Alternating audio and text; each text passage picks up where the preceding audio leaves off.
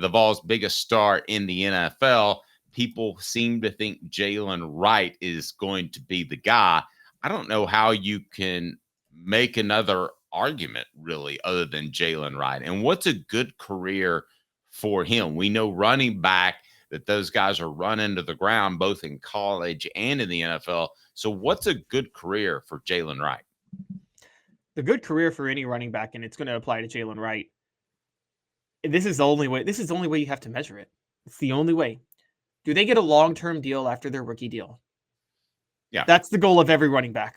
Mm-hmm. If they can get like a 4-year, I don't know, $80 to $100 million deal, something like that, after their rookie deal, that's the mark of a good career for a running back. Because what's very true still is they're never going to be as productive as they are under their rookie scale. Is that fair to say?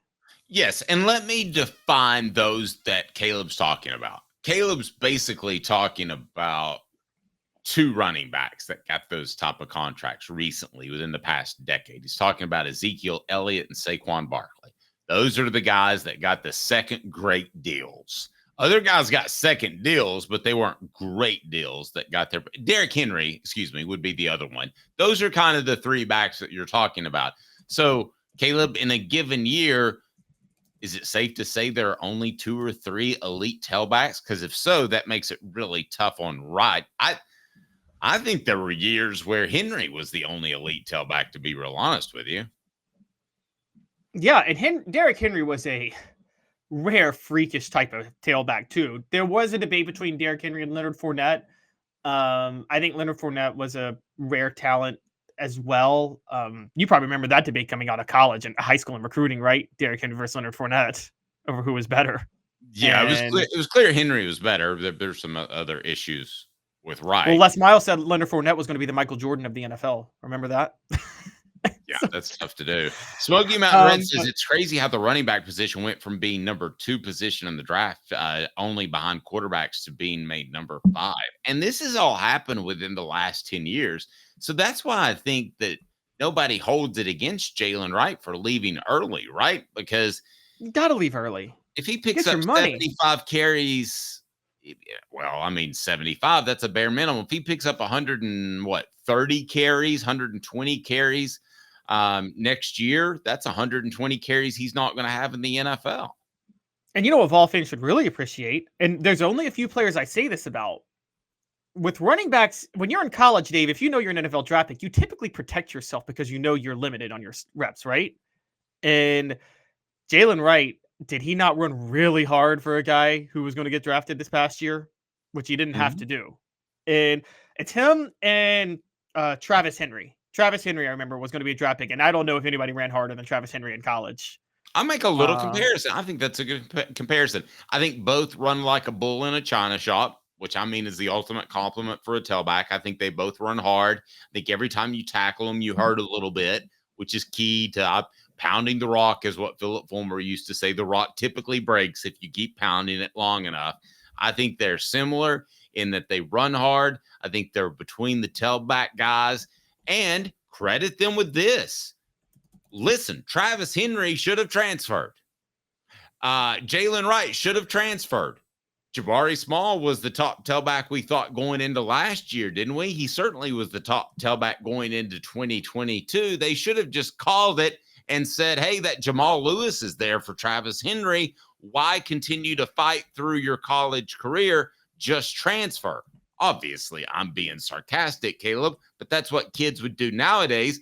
I love the fact that you've got a Jaylen Wright who continued to bust it when it looked like at one point he was 3rd on the depth chart, didn't it? Behind Small and Dylan Sampson.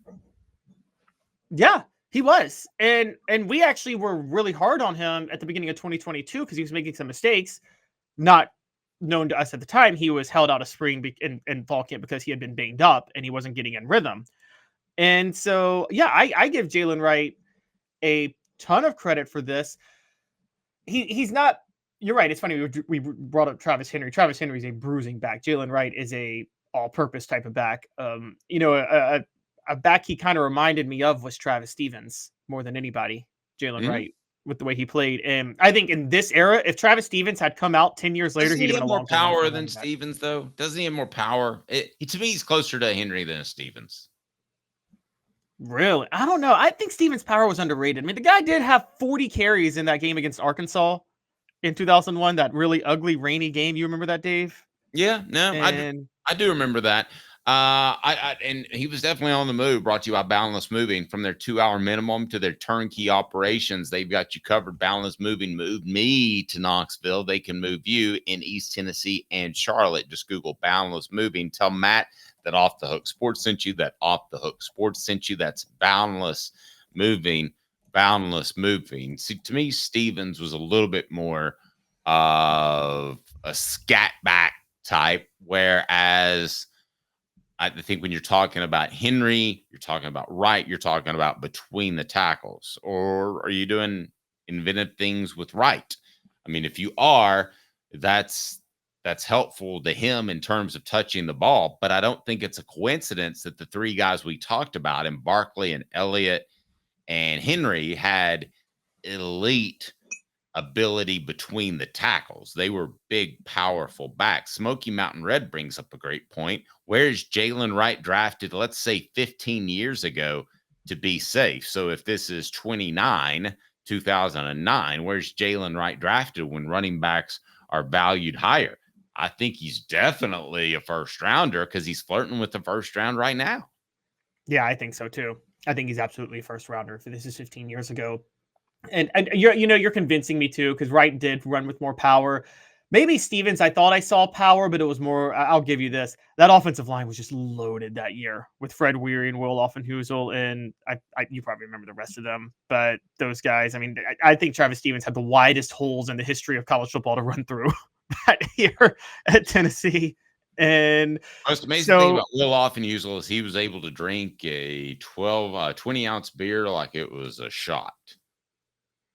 Yeah, wrapped his whole hand around it. You're talking about a legit 6'9". He was that. It looked like a little bitty toy beer glass, but no, they did. And I know that Jabari Davis is getting a little bit of play. By the way, Jabari Davis doing a great job. He is working with several Tennessee players and has the Tennessee cigars as well. That's fantastic. They could use a guy like Jabari Davis as far as an approachable guy. I'm not talking about elite guy. Everybody would say, yeah, what team couldn't use a Reggie Cobb? But just as far as an approachable guy, not elite, but Jabari Davis would be a great fit for these tailbacks. Well, I think that's what Khalifa Keith is going to be, which is they want Khalifa Keith. They want him to be the next Jabari Davis. Jabari Davis was definitely a great team running back. He really accepted a lesser role the last year there when Cedric Houston was fully healthy and Gerald Ricks kind of emerged. But yeah, Jaylen Wright, I think, put it this way, I think you're going to see the earliest success. I will give it to you this way. In terms of who's going to generate the most headlines over the next 3 years in the NFL out of Tennessee, it's going to be Jaylen Wright. It's going to be Jaylen Wright. But I think in 8 years, you'll see Kamal Hadden still playing and not Jaylen Wright. Okay. Well, I wanted to ask you about that. So who else could be a factor? Kamal Hadden, you think, could address Joe Milton and address any other Vols that are up for being drafted? This is so messed up. Joe Milton is a quarterback and has a gigantic arm, and we don't think he's going to last as long as a running back or a cornerback in the NFL that is coming out of Tennessee. I don't. I don't. But I'll tell you who I think could actually be very good if he's not going to get drafted, but he can maybe land with the team as a free agent and emerge, and that's Ramel Keaton. Ramel Keaton's just a guy you want on your team, isn't he? Yeah, as a receiver, I like Ramel Keaton. Do you like Ramel Keaton more than Kamal Hadden? No, but I think Kamal Hadden is uniquely talented. I see kind of I see Kamal as the guy that you talked about this before. You know the receivers, like when a team has like the Alvin Harper that just runs straight line speed down the sideline to open up the field. Kamal Hadden's the cornerback you put on that guy. Yeah, I can see that. Yeah, and so I think I'm a fan of Kamal Hadden. I think a lot of people are still mad at him when he talked all that trash against South Carolina a couple of years ago and then got worked. But Davis, your cornerback cornerbacks typically talk a lot of trash. They kind of got to get into receivers' heads, don't they? And I mean, so I don't really mind it that much. But yeah, Ramel Keaton is my top guy, not on this list, who I think could potentially make a difference. Oh, and then another one. And Dave, I know you love this guy, but I'm kind of with you. Our guy, Jacob Warren, can definitely find a roster spot with what he does, but his partner in crime, McCallan Castles, I think McCallan Castles is the guy we just forgot about. He wilded so much at the pro day, he might actually get drafted. I'm not sure that McCallan Castles is in second on this list behind Jaylen Wright. I was waiting for you to mention him. By the way, which Vols should go highest in the 2024 NFL draft? Jaylen Wright gets 93% of the vote. Joe Milton 2, Kamal Hadden 2. Somebody else gets 27% of the vote.